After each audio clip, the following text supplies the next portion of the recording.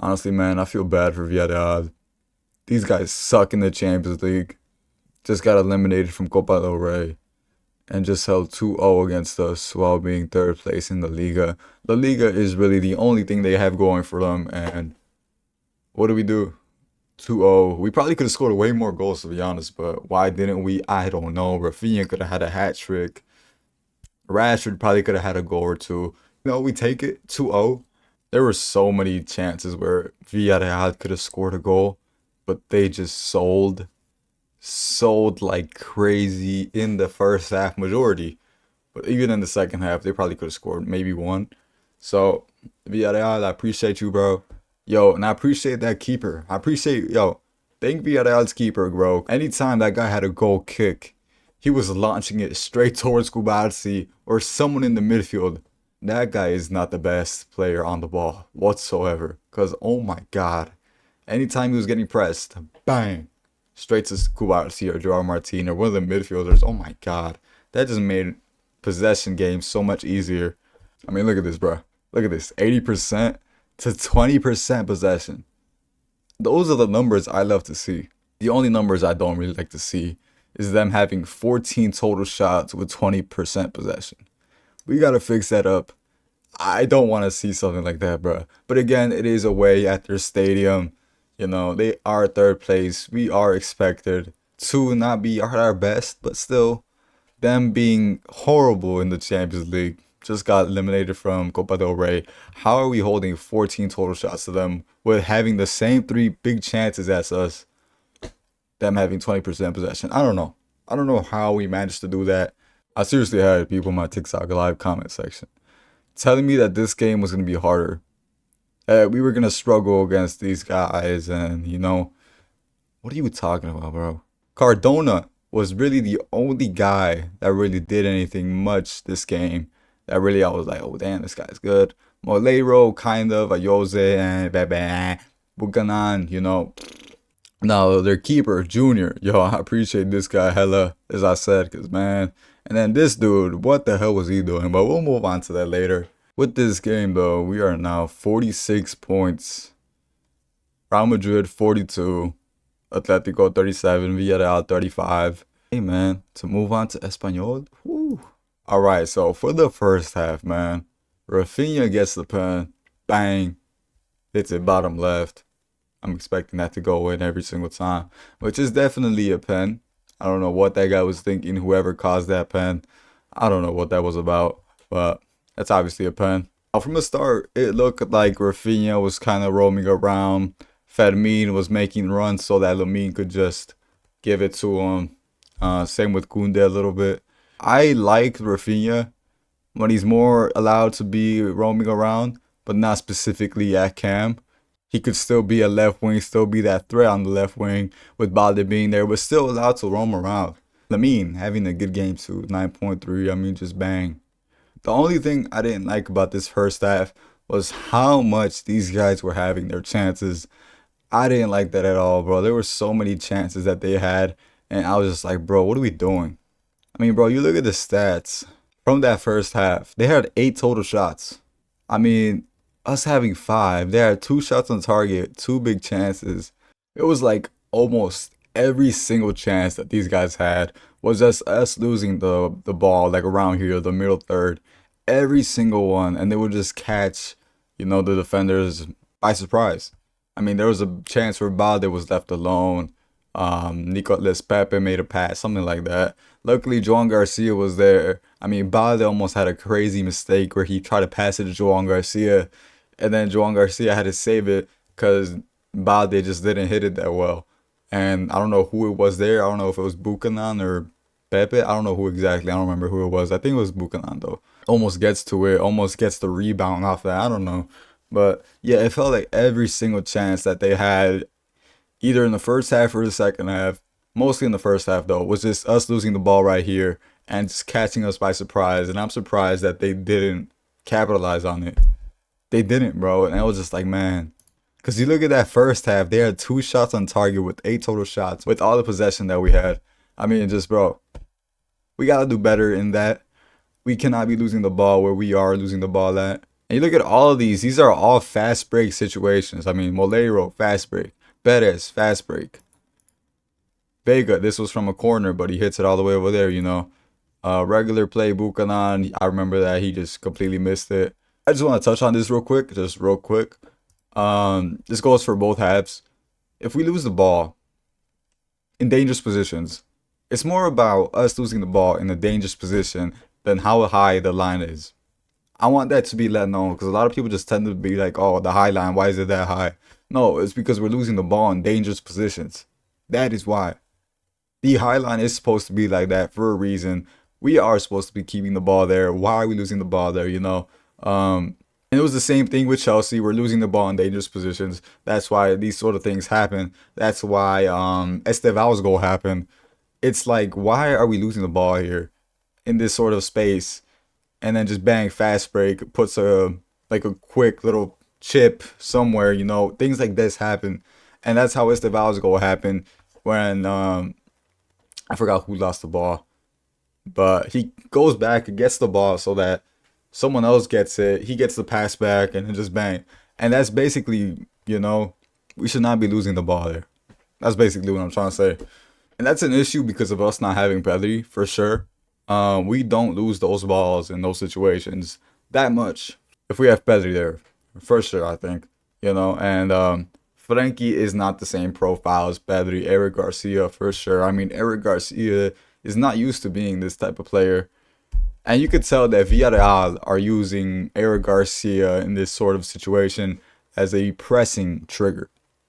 For sure. Every time that guy gets the ball, they just want to press him fast, like Araujo, you know what I mean? So that's why Frankie was getting mad at Eric Garcia. You could see it sometimes. He just wanted the ball quickly to his feet. Now, the second half, I like definitely a lot more.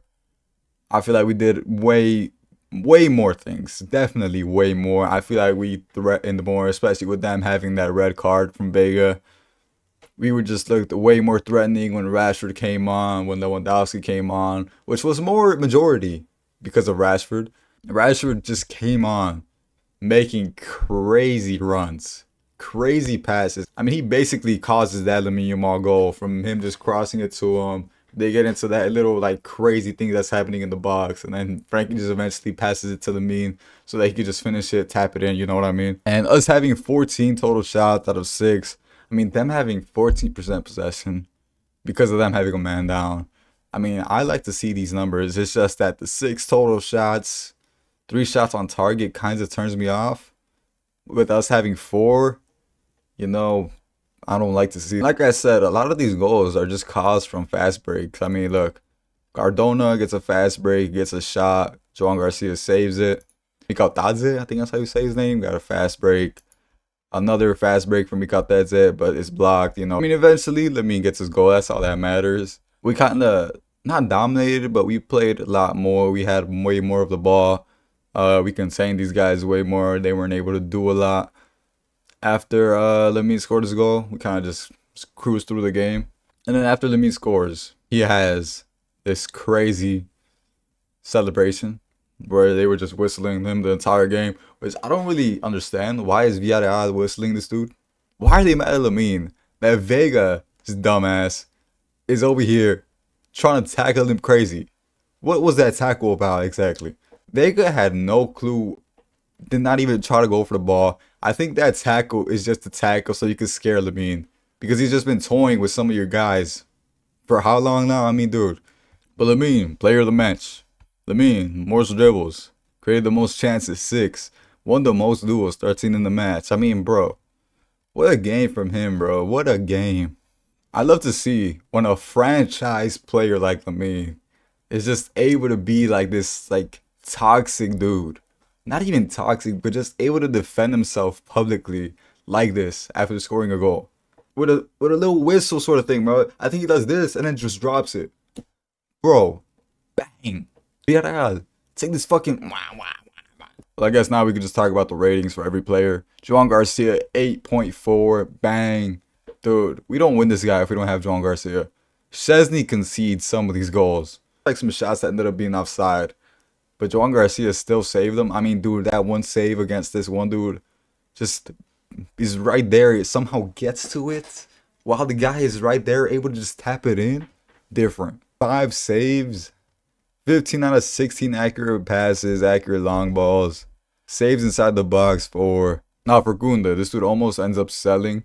He's so lucky that one thing was offside because, oh my god, his haters would have been on his ass, man. Just cooking his ass completely. Just bang, bang, bang, bang. If that little one offside goal that he own goal was onside, oh my god, I was gonna see it, man. This dude Gunda is already on a bad rep with some people, getting hay farmed. Ooh, but still, 7.7. I don't think he played horribly. I think it was just an okay game from him. Didn't do anything too crazy.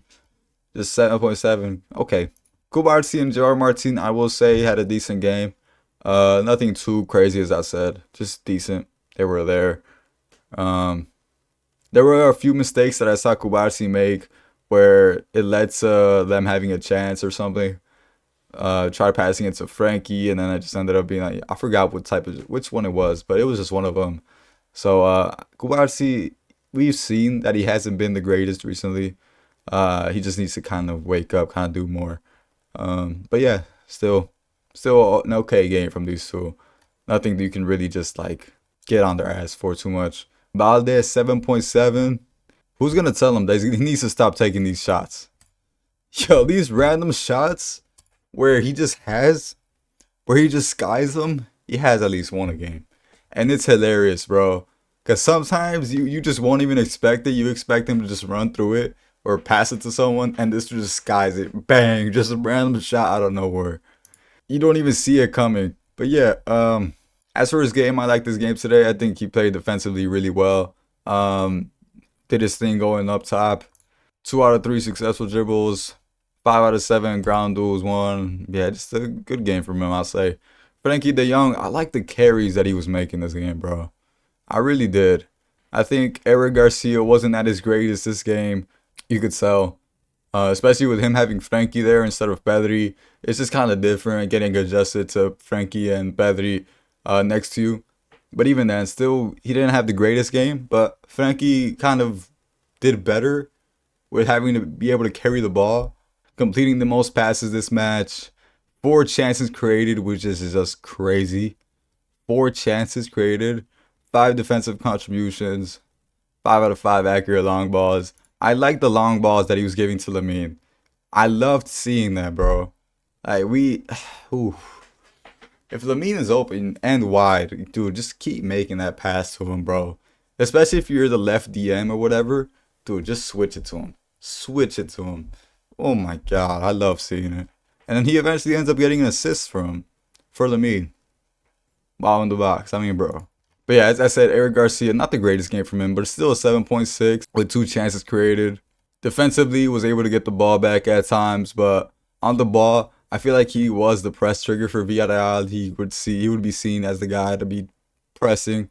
So sometimes Frankie would be asking him for the ball quicker or things like that. So I would just see it in the game. I'd be like, damn, what they arguing about, bro? Raphinha, 8.8, deserved a pen. This dude should have honestly had a hat trick with all the shots he was having. This dude hit the crossbar with a crazy shot. I mean, from right here, I think it's this one, right? Yeah. It ends up hitting the post right here. I mean, man. Yeah, he definitely should have had another goal or two. If he had a hat trick, even better. Fermin, 7.2. Fermin, I think you would expect him to do better in this type of game. I like the runs he was making for Lamine so that he could have an extra pass. And Lamine was giving it to him at times, but bro, I didn't really see too much from him. The same as with Ferran. You could see that they were kind of doing things, but yeah, I feel like Lamine and Raphinha and Frankie carried offensively for the most part, as well as with Balde. Yeah, you don't really see too much from these two. Now, when the subs came in, Lewandowski, Rashford, Bernal, and then Casado after, I really liked how Rashford looked this game. Dude, I think when Rashford came in, Raphinha was switched toward like Cam a little bit. And I kind of like when Flick does this just a tad bit, but you could see that it's sometimes not consistent. I think in the game against Frankfurt, this worked really well, if my memory serves me right. Osasuna, it didn't. Now in this game, it looked better. I mean, Rashford just making these crazy runs, helping Raphinha, having this extra run for him to have so that he could pass it to Frankie as well. Instantly, just if he saw Lamine open, switching it to him. I do think Rashford probably should have scored after his shot, though. I mean, man, this whole play right here, I was like, bro, crazy play. But yeah, I liked how Rashford came on, played the game. I like how Flick has been treating Mark Bernal. I think he's being really careful with him, especially after an ACL. A lot of people are complaining that Mark Bernal hasn't been getting minutes, but I think it's just mostly about being careful with him after the ACL. I think with Gavi, you could see how they were being really careful with him, the same as with Bernal. I think it's just being with way more extra careful after what happened with Gavi. Now, Ter Stegen staying on the bench. Hey, now La Liga production. You guys are funny people. Every single time Joan Garcia makes a crazy save, instant pan. Instant. Ter Stegen, let me get that Ter Stegen shot. And it's the fact that they switched to the camera that's actually panning to him, bro. The guy in the camera, yo, switch to me real quick. You just see Ter Stegen's face. I mean, bro. Bang. Instant pan. Instant pan. But yeah, man, I think we take like a 2-week break because of Christmas and all this other stuff. And then come back January 3rd for Espanyol, which should be a good game because they're saying that Espanyol fans are preparing a very hostile reception towards Joan Garcia in the upcoming match. One of the ideas that has been discussed is throwing stuffed rats at him. What are these weirdos doing? The relevant authorities are preparing for a major security reinforcement as the match has been classified as high risk. What a weird ass team. It's at their stadium too. Hopefully we shit on them. I'm hoping that we shit on them. They've been doing well this season. I think they're 5th place, which is even better if we shit on them, man. Fuck these dudes. We're standing with Joan Garcia. We're going to have 40,000 of these people in that stadium. It's going to be a good game. I'm already knowing. I do not see Espanyol beating us in this game. And I'm thinking that we destroy them. But yeah, man, that's all I really have to talk about in this video. You guys have a good day, good night, whatever it is for you guys. Visca Barça, Visca Catalunya. Follow me on any other socials, link in the description. Join the Discord, description as well. See you guys. See.